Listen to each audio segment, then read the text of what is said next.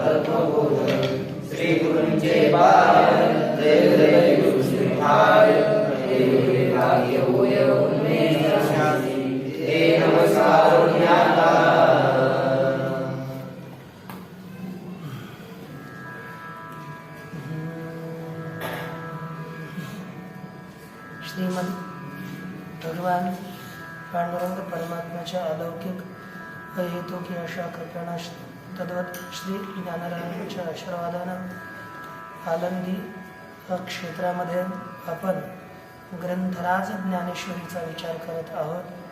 ग्रंथराज ज्ञानेश्वरीमध्ये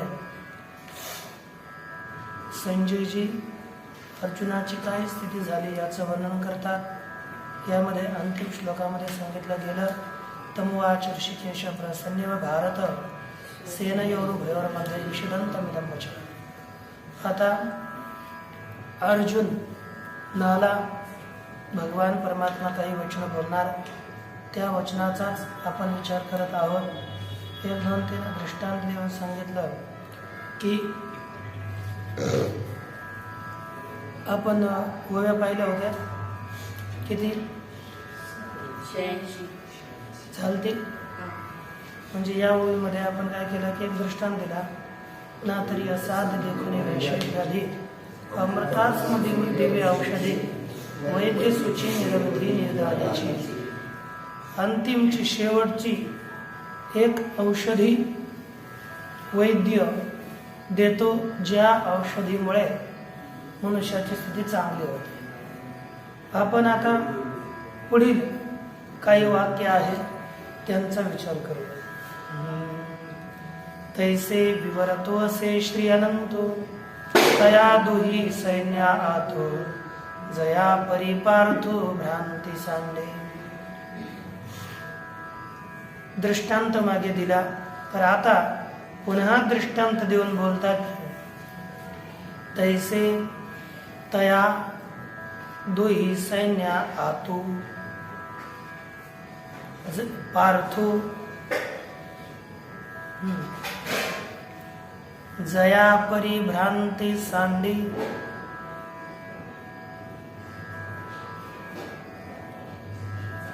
तया परी अध्यारित श्री अनंतो विवरत्व से अर्थात तैसे तैसे अर्थात त्याप्रमाणे तया दोही सैन्य आतो तया दोन्ही सैन्य आतो अर्थात त्या दोन्ही सैन्यामध्ये जया परिपार्थो भ्रांती सांडी ज्याप्रमाणे अर्जुन भ्रमाश टाकून देईल ज्याप्रमाणे अर्जुन आपल्या भ्रांतीस सोडील तया परी श्री अनंतो विवरितो असे त्याप्रमाणे श्री अनंत हे भगवान परमात्म्या करता नाव दिलं गेलं. तो अनंत भगवान परमात्मा विवरण करत आहे. ज्या रीतीनं जसा उपदेश केला असता अर्जुन आपला भ्रम सोडून देईल तशा प्रकारचा भगवान परमात्मा या ठिकाणी उपदेश करणार आहेत. भगवान परमात्म्याला अनंत म्हणतात कारण की भगवान परमात्म्याची नामं, भगवान परमात्म्याची रूप, भगवान परमात्म्याचे स्वरूप हे सगळं काही अनंत आहे. भगवान परमात्म्याच्या लीला सुद्धा अनंत आहेत. पण भगवान परमात्म्याच्या कथा अनंत आहेत. अनंत त्या माझी या स्वामीचे सहित प्रमाण आहे. अनंत रूपे आणि अनंत नामे हे माझ्या स्वामीला आहेत म्हणून त्याला अनंत असं म्हटलं जातं. म्हणजे अनंत आहे. भगवान परमात्म्याचं जर नाव पाहिलं तर तुलसीदासजींचं एक वाक्य आहे ना, हरिकथा हरि अनंता हरि कथा अनंता. म्हणजे भगवान परमात्म्याच्या कथा अनंत आहेत. भगवान परमात्मा ही अनंत आहेत. आपण सहस्रनाम म्हणतो भगवान परमात्म्याची. अनंत सगळी नावे त्याचीच आहेत आणि रूप सुद्धा भगवान परमात्म्याचे अनंत आहेत. आणि स्वरूप अनंत रूपे अनंत विषय देखिले म्या त्याशे अपरमा देवर कोण बांधले कैसे. तर भगवान परमात्मा अनंत आहे. तर म्हणून नावही भगवान परमात्म्याचं अनंत दिलं जातं. श्री अनंत आपण म्हणतो. भगवान परमात्मा अनंत आहे. त्याचं स्वरूप अनंत आहे. तर त्यात जर पाहिलं 3 प्रकारचं अनंत्य परमात्म्याचं सांगितलं जातं. म्हणजे आपण पाहिलं तर देशतः परमात्मा अनंत आहे, कालतः परमात्मा अनंत आहे आणि वस्तुतः सुद्धा परमात्मा अनंत आहे. कारण की नित्यत्वान्नापि देशतोंतो न वस्तुतोपि सारवात्म्यात अनंत्यम ब्रह्मणे तिदा. प्रारंभ एक पद आहे. न वस्तु नित्यत्व अच्छा नित्यत्वान्नापि कालतः देशतः व्यापित्वान्न देशतोंतो नित्यत्वान्नापि कालतः न वस्तुतोपि सार्वात्म्यात अनंत्यम ब्रह्मणे त्रिधा. म्हणजे परमात्मा कसा आहे? न व्यापित्वात देशतोंतो. परमात्मा हा व्यापक आहे. व्यापक असल्यामुळे देशानं परमात्म्याचा परिच्छेद केला जात नाही. जसे आपली देह आहेत, आपली सगळी देह किती परिच्छिन्न आहेत. या खोलीत आहे तर वरती नाही. परंतु परमात्मा हा व्यापक आहे. त्याच्यामुळे आपल्या देहाचा अंत देशाने होतं की नाही. म्हणजे एका ठिकाणी आहे, दुसऱ्या ठिकाणी त्याचा अंत आहे. अंत म्हणजे अभाव. अंत आपण म्हणूया अभाव. एका ठिकाणी तो आहे, अन्य देशामध्ये तो नाही. म्हणजे आपला देशानं अंत होतो. देशामध्ये दुसऱ्या देशामध्ये अभाव सिद्ध होतो. दुसरा आहे न व्यापित्वात देशतोंतो नित्यत्वान्नापि कालतः. परमात्मा हा नित्य असल्यामुळे त्याचा कालाने सुद्धा अंत होत नाही. न नित्यत्वान्नापि नित्यत्वान्नापि कालतः. कालाने नित्य असल्यामुळे कालानेही त्याचा अंत होत नाही. न वस्तुतोपि सार्वात्म्यात. त्यानं त्याचा वस्तूना सुद्धा अंत होत नाही. का? सार्वात्म्यात. तो सर्वांचाच आत्मा आहे. आता कालानं म्हटलं जो उत्पन्न होतो नष्ट होतो त्याचा कालाने अंत होत असतो. परंतु परमात्मा हा ना उत्पन्न होतो ना नष्ट होतो, म्हणून परमात्म्याचा कालाने सुद्धा अंत होत नाही. न वस्तुतोपि सार्वात्म्यात. परंतु तिसरा आहे ज्याच्यामध्ये भेद असतो त्याचा एका वस्तूने अंत होतो. काय होतो? ज्याच्यात भेद राहतो त्याचा वस्तूने अंत होतो. परंतु हा परमात्मा कसा आहे? सर्वांचा आत्मा आहे. जसं हा कृष्ण याच्याहून भिन्न हरी, हरीहून भिन्न दुसरे, म्हणजे यांचा एक ज्यांच्यामध्ये भेद होतो तेथे वस्तुतः अंत मानला जातो. परंतु परमात्मा हा सगळ्यांचाच आत्मा असल्यामुळे परमात्म्याचा वस्तुतः सुद्धा अंत होत नाही.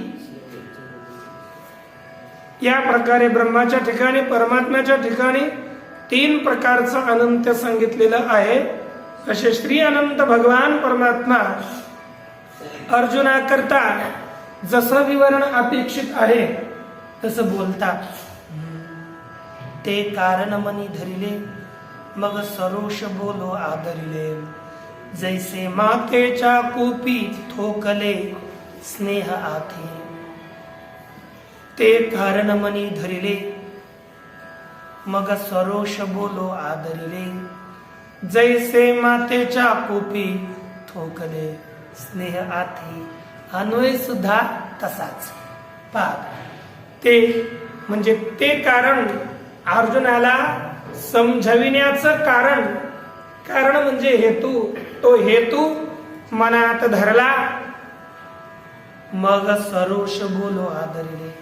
मग सरोष अतिशय रागाने रागयुक्त होऊन बोलण्यास भगवान परमात्म्याने आरंभ केला. जैसे लेकिन रागानं बोलावं. रागानं बोललं तरी सुद्धा जशी आई आपल्या मुलास रागानं बोलते, मारते, टोले देते, परंतु अंतःकरणामधलं प्रेम असतच आहे. प्रेम जसं अंतःकरणात तर प्रेम आहे, वरून तर टोले द्यावेच लागतात. जसा कुंभार असतो, कुंभार काय करतो की आतमध्ये हाताचा सहारा देतो आणि वरून टोले देतो. तसंच आई सुद्धा आपल्या मुलाच्या अंतःकरणाला प्रेमाचा सहारा देऊन वरून त्याला मार बसविते, जेणेकरून त्याच्यातील असणारे दोष निघून जावेत आणि गुणांची वृद्धी व्हावी. तसंच भगवान परमात्मा सुद्धा जैसे मातेच्या कोपेत हेकुले स्नेह आधी, ज्याप्रमाणे आईच्या रागवण्यामध्ये थोडा प्रेम सुद्धा असतं, त्याप्रमाणे भगवान परमात्मा या ठिकाणी अर्जुनाला समजावून सांगण्याकरिता रागानं बोलत आहेत.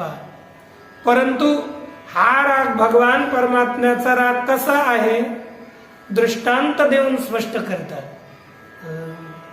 की औषधाची या कडवटपणी जैसी अमृताची पुरवणी की आचन दिशे परी गुणी प्रकट होणे. बोलतात की अन्वय की औषधाची या कडवटपणी जैसे अमृताचे पुरवणे ते आहाच न दिसे परी गुणे प्रगट होय. अरे सर ह्याच्यातही आणखी काही आपल्याला बदलण्याची आवश्यकता नाही. अर्थ की किंवा औषधाची या कडवटपणे, म्हणजे औषधाच्या कडूपणामध्ये जैसी अमृताची पुरवणी. आपल्याला लिंब खायला दिला जातो, आहे की नाही? लिंब खायला दिला का दिला जातो? की आपल्यामध्ये असणारे दोष निवृत्त व्हावे आणि आपल्यामध्ये रोग निवृत्त होऊन आपलं शरीर स्वस्थ व्हावं, याच्याकरता लिंबाचा पाला दिला जातो, आहे की नाही? तर म्हणून बोलतात की औषधाच्या कडवटपणामध्ये जैसी अमृताची पुरवणी, ज्याप्रमाणे अमृताची जोड असते आहे औषधाचा कडवटपणा, परंतु त्याच्यात अमृताची जोड असते. परंतु ती कुठपर्यंत? ते आहाच, ती वरवरची, आहे की नाही? ती कशी असते? वरवरची असते. मुख्य ते आहाच न दिसे, ती वरवर दिसत नाही. वरवरून वाटतं किती कडू औषध दिलंय, गुळवेल दिला तर किती तोंड वाकडं तिकडं होतं. म्हणजे ते ग्रहण करत असताना वरून वरून आपल्याला ती अमृताची पुरवणी म्हणजे अमृताची जोड ते आपल्याला दिसत नाही. परंतु प्याल्यानंतर काही दिवसानं हळूहळू आपल्या शरीरातील रोग निवृत्त होतात, तेव्हा ती औषधाची पुरवणी लक्षात येते. तसंच म्हणजे आपल्या अंतकरणातील रोग, शरीरातील रोग निवृत्त व्हावेत तर लिंब द्यावाच लागतो. तसंच आपल्यातील दुर्गुण निवृत्त होण्याकरता थोडं रागावं लागतं, म्हणजे त्यांना टोले द्यावेच लागतात, नाहीतर मनुष्य लवकर ठीक होत नाही. ते दिलेच पाहिजेत का नाही? आहे ना रे? पुढे काढायला लावल्या पाहिजे, नंतर काढेलच. तुका म्हणे निंब दिधल्या वाचून अंतरीचा शील कैसा जाय. जगद्गुरु तुकाराम महाराज वाक्यच आहे. कारण की निंबाचे पानं जर दिले नाही तर आतील शील हा जात नाही. वाचून अंतरीचा शीण कैसा जाय, अर्थात निंबाचं पानं दिल्याशिवाय आतील रोग निवृत्त होत नाही. निंब घेती रोगी, परंतु कोणाला वाटत नाहीये की सुखाना, जसं तुम्हाला एखादी वारा टोले दिलेच तर त्याच्यापासून सुख होतं का? दुःखच होतं. तसंच लिंबाचे पानं जरी घेतले तर कोणी सुखानं ग्रहण करत नाहीये, ते कष्टानंच ग्रहण केलं जातं. परंतु नंतर त्याचा परिणाम दिसून येतो, म्हणजे चांगलं झाल्यावर. आणि जगद्गुरु तुकाराम महाराज बोलतात, निंब घेती रोगी कवनिया सुखे, हरावया दुःखे व्याधी पिढा. म्हणजे जे सुखा लागे आपण पया, निंबची आथी धनंजया, तै कडवटपणा तयाचिया उबगी जेना. म्हणजे आपण काय करतो? आपल्या अंतकरणातील शरीरातील रोग निवृत्त करायचे असेल तर लिंबाच्या कडवटपणाला आपण कंटाळू नये आणि ग्रहण करत राहावा. केल्याने हळूहळू हळूहळू आपल्यातील दोष निवृत्त होतात. तसंच तुम्ही सुद्धा कधीच असं सध्याला आपल्याकरता संस्कृत बोल नाही, हळूहळू बोलून बोलून ती भाषा येत असते. केवळ न बोलता कोणाच्या बापालाही ती भाषा येणार नाही. म्हणून आज 2-3 शब्द आपली प्रगती होते की अधोगती होते याच्याकडे लक्ष द्यावं, नाहीतर काय फायदा नाही. तैसे वरी वरी पाहता उदासे, आत तरी अति सुरसे, ती वाक्य ऋषिकेशे बोलो आदरे. भगवान परमात्म्याने कशा रीतीनं आपली वाक्य बोलण्यास आरंभ केली, ज्ञानवराय बोलतात त्याप्रमाणे वरवर पाहिले तर तैसे वरी वरी पाहता उदासे अन्वय. तरी हात अति सुरसे तिये वाक्ये ऋषिकेशे बोलो आदरले. तैसी म्हणजे त्याप्रमाणे वरी वरी पाहता उदासे. म्हणजे वरवर पाहिलं तर वाक्य कशी आहेत भगवंताची, उदास वाटतात. फारच कठीण वाक्य आहे ना. भगवान परमात्मा सुरुवातीलाच अर्जुनाला बोलतात प्रज्ञावादांश भाषसे.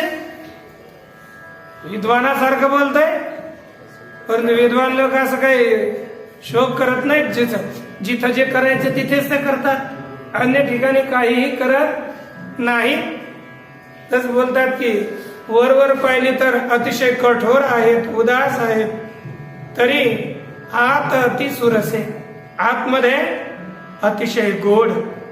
म्हणजे परिणामी भगवान परमात्म्याची वाक्य अतिशय हितकारक आहेत. जी वाक्य ऐकली असता आपल्याला होणारी दुःख, द्वंद्व दुःख, ती द्वंद्वजन्य दुःख निवृत्त होऊन काय होईल, आपल्या आत्मानंदाची प्राप्ती होऊ शकते. अशा प्रकारची वाक्य भगवान परमात्म्यानं बोलण्यास आरंभ केली. तेच बोलतात ती वाक्ये ऋषिकेशे बोलो आदरली. ही वाक्य भगवान परमात्म्याने बोलण्याकरिता आरंभ केली. तरी तीच वाक्य भगवान परमात्मा जी वाक्य बोलले ती वाक्य आपण आज आरंभ करणार आहोत. भगवान परमात्मा पुढील वाक्यामध्ये बोलतात अशोचानन्वशोचस्त्वं प्रज्ञावादांश्च भाषसे गतासून गतासूंश्च नानुशोचन्ति पंडिताः.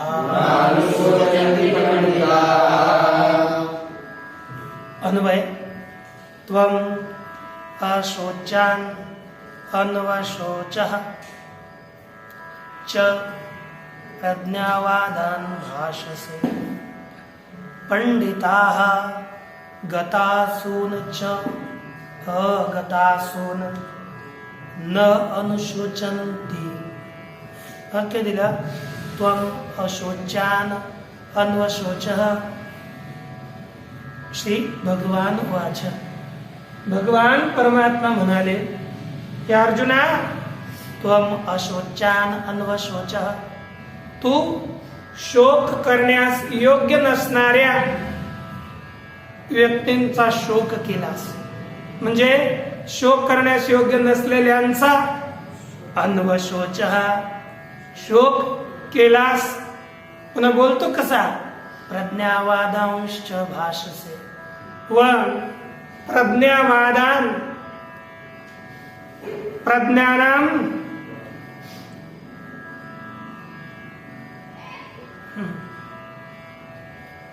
आता सरळ सरळ आपण जर पाहिलं असं वाटतं की प्रज्ञावाद म्हणजे विद्वानांची वचनं आपण असं बोलतो, तर सरळ तसंच करतोय आपण. करूया म्हणजे बुद्धिमानांची वचनं तू बोलत आहेस.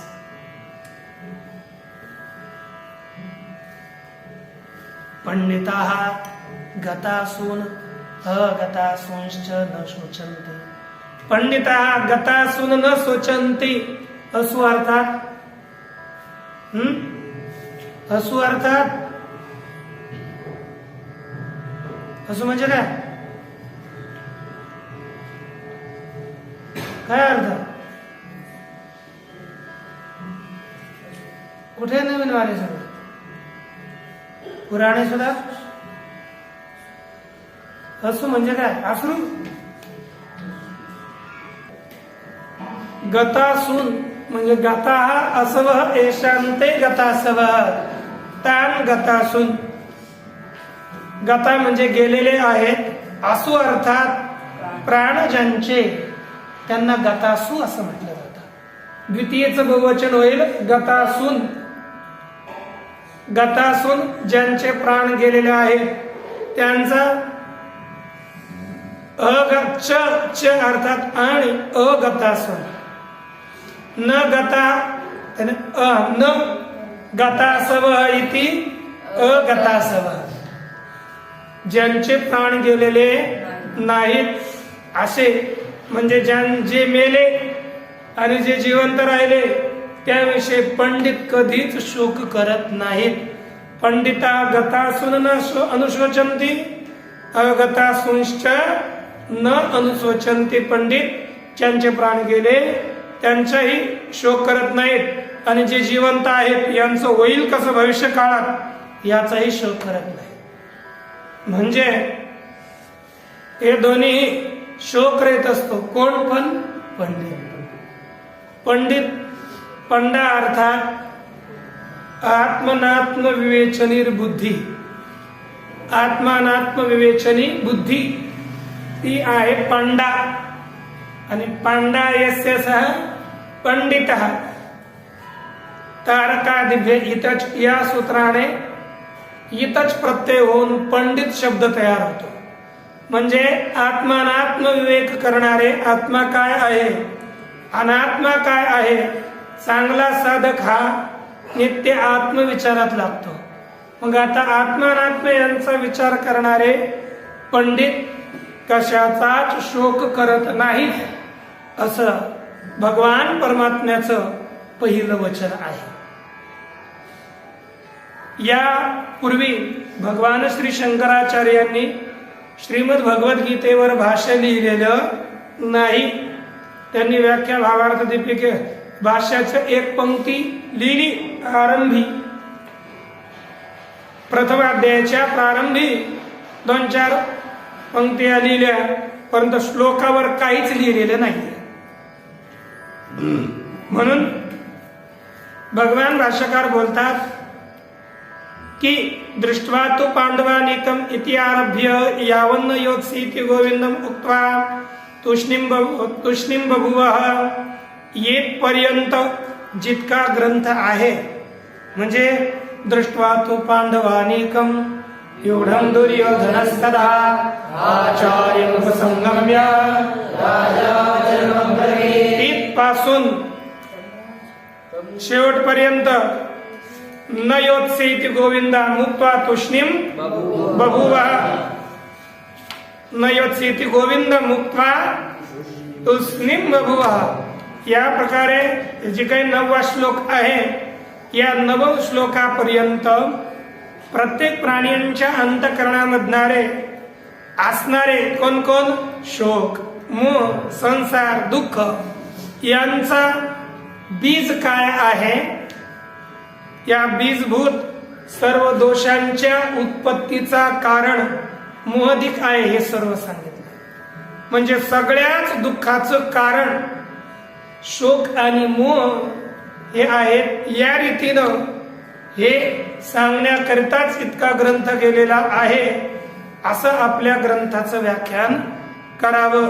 शोक मोहादी संसार दुःख बीजभूत दोषोद्भव कारण हेतु प्रदर्शनार्थत्वेन व्याख्यायो अयम ग्रंथ. मागचा ग्रंथ या रीतीने त्याचं व्याख्यान करावं की दुःखाचे कारण जो शोक मोह हेच दाखवण्याकरिता हा ग्रंथ आहे असं समजा. या ठिकाणी भगवान परमात्मा हे अर्जुनाला उपदेश करण्याकरता प्रारंभ करत आहेत. भगवान परमात्म्याने पूर्वी द्वितीय आणि तृतीय श्लोकामध्ये म्हणजेच ततस्त्वाकश्मलमिदं विषमे संपस्थितं अनार्य दुष्टम स्वर्गम कीर्ति कर्म अर्जुन क्लैब्यमात्मकमपार्थ नैतत्त्वयुपपद्यते क्षुद्रम हृदय दौर्बल्यम त्यक्तोत्तिष्ठ परंतप. या श्लोकापर्यंत भगवान परमात्म्याने जे काही उपाय सांगितले ते उपाय कशा करिता, तर बोलतात की या उपायाने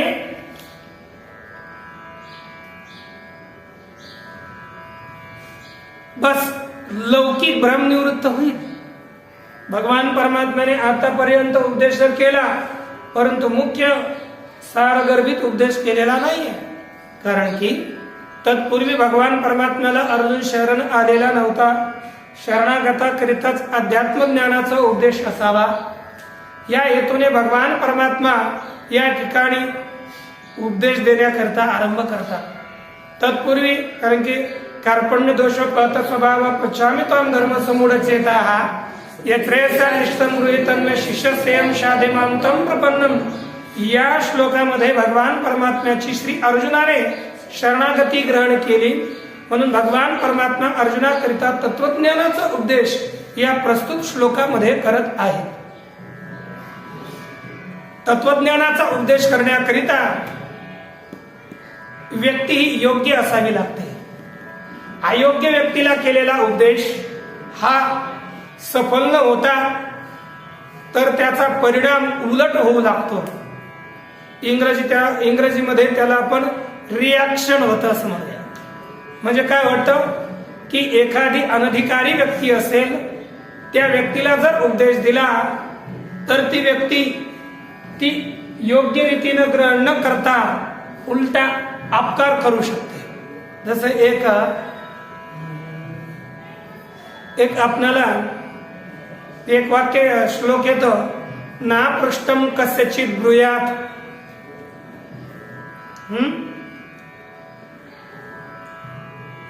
म्हणजे ज्याला विचारलं नाही, ज्यानं विचारलं नाही असं कोणाला काही सांगू नये. ना पृष्ठम कस्यचित ब्रूयात नान्यायेन च पृष्ठम असले तरी है ना. अन्यायानं जर विचारलं तरी सांगू नये.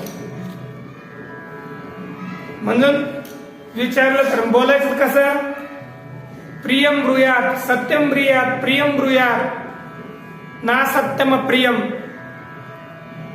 बोलावं प्रिय बोलावं, सत्य बोलावं. अप्रिय असेल पण सत्य असेल तरीही बोलू नये. जसं एखादी व्यक्ती असेल सरळ सरळ बोलून जाते की नाही, हे तुझे वडील आहेत, हे प्रिय आहे की नाही. बोलत जाताना हे तुझ्या आईचे काय आई तुझ्या आईचा नवरा आहे असं म्हणलं. तुझी आई तिचा नवरा म्हटलं सत्य का खोट आहे? सत्य आहे परंतु अप्रिय शब्द आहे. शब्द ऐकण्याकरिता पुढच्या व्यक्तीला चांगले वाटत नाहीयेत. पण असे शब्द बोलू नयेत जी शब्द बोलले असता पुढच्यांच्या अंतकरणात ठसावेत. आणि बोलत असताना भगवान परमात्मा तर तसं बोलतच नाही. परंतु एक आपल्याला पाहिजे ना पृष्ठम कस्यचित ब्रूयात. जर कोणी विचारलंच नाही त्याला सांगू नये. जसं एक कथा आपण पाहतो. असाच पावसाळा सुरू होता. मला वाटतं सगळीकडे पाऊस भरपूर पडतोय ना मराठवाड्यात खाली. तर पावसाळा होता. उन्हाळ्यानंतर पावसाळ्यात एक माकड आणि एक चिमणी दोन्ही होते. आता काय झालं की एका चिमणीनं आपल्याला राहण्याकरिता उत्तम घर बनवलं. जाळं बनवतात ना, आणि त्याच्यामध्ये किती आपण जरी तोडायचा प्रयास केला तरी त्याला तोडू शकत नाहीत. इतकं कठीण जाळं राहतात. गवतच असतं परंतु चांगलं. तर बनवल्यानंतर यदा कदाचित माकड काय झालं उड्या मारत त्या झाडाखाली आलं. पाऊस सुरू झाला. पाऊस इकडून आला की झाडाच्या इकडल्या खोडातून दडून बसायचं माकड. आणि चिमणी मस्त त्या आपल्या जाळ्यामध्ये जाऊन बसलेली, खोपट्यामध्ये बसलेली. नंतर पाऊस संपत आला तरी त्या चिमणीनं उपदेश केला, चांगला केला. असं तडफडत मरण्यापेक्षा आपल्याला राहण्याकरता एक घर तरी बनवायला पाहिजे होतं. किती मोठा आहेस, एखादं घर तरी बनवावं. परंतु यानं विचारलं होतं का माकडानं? नाहीये. हिताचं सांगितलं परंतु काय केलं तरी माकडच ना. म्हणजे ज्यांना सांगितलेलं हिताचा उपदेश आवडत नसेल ते कोण ते तुम्ही समजा. ते म्हणजे माकडच काही केलं तरी ते माकडाला सांगितल्यानंतर तर माकडाला आता वाटलंय मला उपदेश करते, तिचा काय अधिकार मला उपदेश करण्याचा. चांगला केलाय तर घ्यावा ना. परंतु नंतर काय केलं त्या चिमणीचं घर सगळं त्याचं नासधूस करून टाकलं आणि तिला तिथं हाकून दिलं. म्हणजे अन्याय ज्यानं विचारलंच नाही अशा व्यक्तीला सांगू नये, कारण की त्याचा उलट परिणाम होण्याची शक्यता असते. परंतु या ठिकाणी अर्जुन हा शरण गेलेला आहे आणि अनधिकारी व्यक्तीला सुद्धा सांगू नये. जे व्यक्ती अधिकारी असेल, अधिकारी म्हटलं तर हे गुण लागतात. कोणकोणती लागतात रे? चतुर्वी साधने सम्यक संपन्नो युक्ती दक्षिणा अधिकारी अत्र सम्मतः. बोला. चत्वारि साधनान्यत्र वदन्ति परमर्षयोऽहम् मुक्तिर् येषां नु सद्भावे अग्रे नाभावे सिद्ध्यति ध्रुवम्. म्हणजे हे आता काय बोलताच आहे ना आपल्याला. चतुर्वी साधने सम्यक, 4 साधनांनी जो युक्त असतो, बुद्धिमान असतो, मेधावी आहे असा पुरुष खरा या उपदेशाचा, वेदांत शास्त्राच्या उपदेशाचा अधिकारी आहे. 4 साधनं ही ज्याच्यामध्ये आहेत त्यालाच मुक्ती सिद्ध होते आणि ज्याच्यात 4 साधनं नसतील त्याला मुक्ती प्राप्त होत नाही. ती कोणकोणती आहेत याचं वर्णन आपण जर शास्त्रानुसार पाहिलं तर कोणकोणते आहेत? विवेक, वैराग्य, समाधी, षटक संपत्ती आणि मोक्षत्व. या 4 साधनानं जो युक्त आहे तोच खरा या वेदांत शास्त्राचा अधिकारी आहे.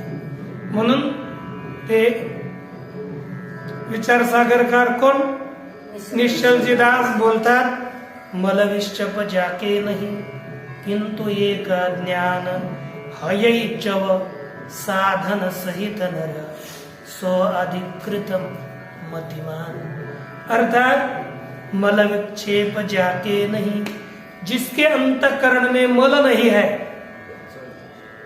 मल विक्षेप जाके नहीं किंतु एक अज्ञान, जिसके अंतकरण में मल नहीं है, विक्षेप नहीं है, बस अज्ञान बाकी है चव साधन सहित नर.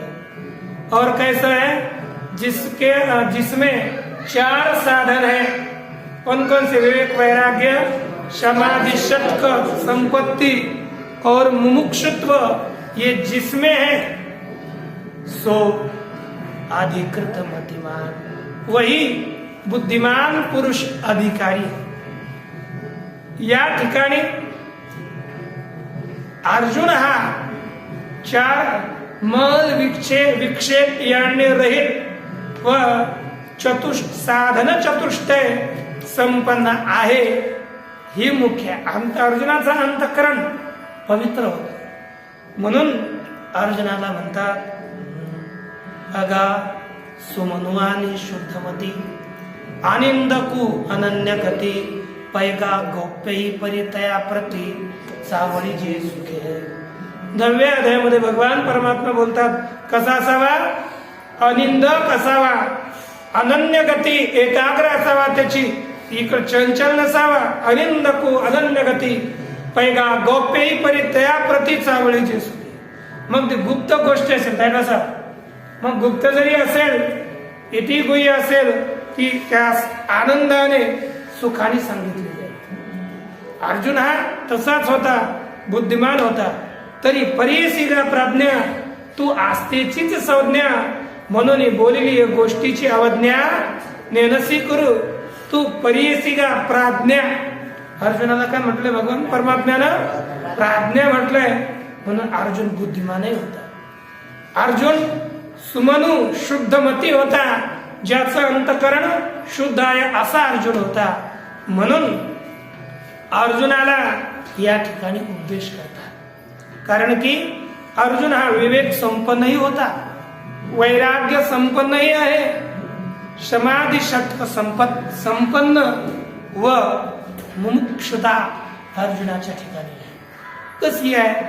आपण थोडक्यात याचा विचार करूया पण उद्या.